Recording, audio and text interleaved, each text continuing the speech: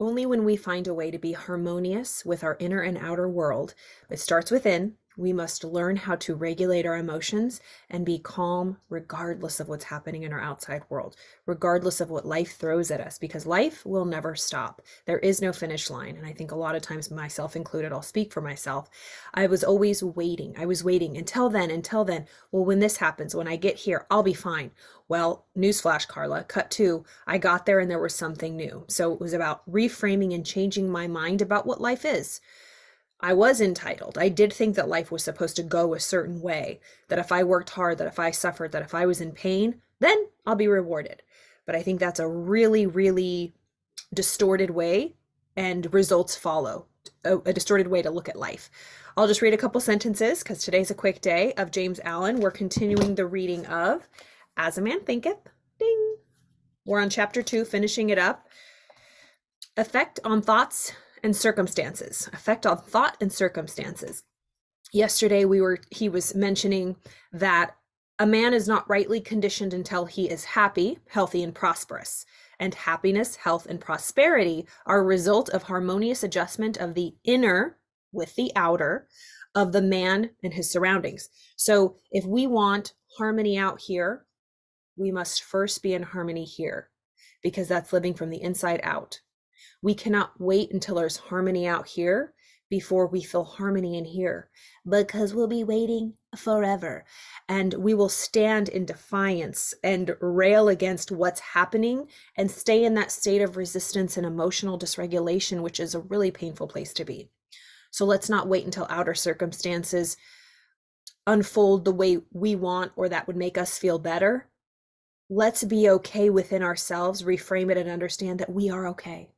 You already are okay. If you're listening to this, if you are listening to my voice, you already are okay. You're okay. Just trust that. A man only begins to be a man when he ceases to whine and revile and commences and starts to search for the hidden justice which regulates his life. And as he adapts his mind to that regulating factor, he ceases to accuse others as the cause of his conditions. That's good. And builds himself up in strong and noble thoughts, ceases to kick against circumstances, but begins to use them as aids to his more rapid progress and as a means of discovering the hidden powers and possibilities within himself. I love this. I don't know if it's in Napoleon Hill's Think and Grow Rich, but Bob Proctor, my mentor, always taught me that when we are going downstream, we're going down. And then there's another side, the upstream. Things are just working out for people. Things are just happening. Actually, the other way around. When I'm going upstream in resistance and everything's hard and tough, and then on the other side, it's downstream. I just realized my microphone is not plugged in. I hate the audio when it's... Let's see if it changed. Yeah, okay. This audio should be better. Okay. So when you're in life and you feel like you're going upstream, everything is a struggle. Everything is hard. Things just, dang, I work so hard and I barely get anything. But then there's other people, it's like, wow, they don't barely do anything. Things just work out for them. They're just floating downstream. Must be nice.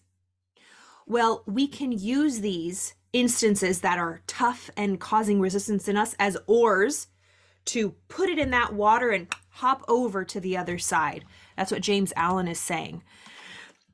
So a man only begins to be a man, or a person only begins to be a person, when we cease to whine and revile and start to search for the hidden justice that really regulates our life, which is our thoughts from within.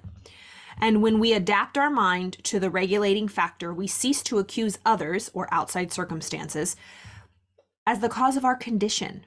And remember, what are our conditions? Yeah, there's circumstances out here, but our condition is the way we feel about it. Because what in us makes us think that life is supposed to be easy? Life, and what is easy?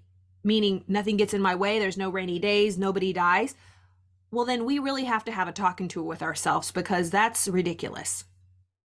Accidents happen, sickness happens, people die, people struggle. There's challenges that we face, but it's how we face those challenges, How are we facing the challenges in our life? How are you facing the challenges in your life? Are you coming at it with, oh my gosh, this is terrible. I'm so mad. I wish this wasn't happening. Why me? I was that person. Why me? But then again, I realize, why not? What makes me think that's not going to happen to me? One of my mentors always says, when, we think it's not going to happen to us. Well, those kind of people, oh, they have cancer. Oh, that's really bad. But when it happens to you, when it knocks on your front door, when your kid gets sick, when your kid gets diagnosed, all of a sudden, I remember I worked with families. I worked with young kids, and I'm a mandated reporter. Teachers are mandated reporters. Therapists are mandated reporters. Police officers are mandated reporters, which means I have to, by law, report things if there's neglect, abuse, suspected with reasonable cause. But there was this teacher, I worked at a school, and there was a child that she was his teacher, and she thought that this child was not having proper hygiene. Came to school having a certain smell, certain clothes, holes, just poor hygiene, which is a form of neglect and, reason to cause or question, like, is everything okay at home? So she reported it, and CPS got called and went to this woman's house. I got a call from this woman, so offended, so absolutely offended that somebody came to check a wellness check at her house. How dare they come and check her? She thought she was above that. We all think we are until you get the knock on your door that somebody suspects. Have you ever been accused or looked at sideways like, oh, but you've done it to other people? How many times have you, when we used to have the lock on the door, you're at a stoplight and you see somebody crossing the street and you make sure your doors are locked. But if that person sees you locking the door, it's like, okay, I'm not going to attack you, lady. But what if you were walking across the street and you saw somebody lock their door? Why do they think that? But we think that of people all the time. So it's like putting yourself in other people's shoes. We think it's not going to happen to us. We think we're immune. We're special. We're different. I'm not going to get sick. I'm not going to go through a breakup. I'm not going to get cancer. I'm not going to have anybody die. That happens to other people. I'm not going to have challenges. I'm not going to have bad things happen. So when they do, we are in complete defiance, resisting what is, resisting the life that's happening, and we approach it. We let it totally take over us and trigger us and make us mad. And then we suffer the consequences. We truly do inside. We suffer more in imagining and emotionally than we do in real life. Can you tell I'm passionate about this? Because I live it every day. I hope you have enjoyed that reading and my rant.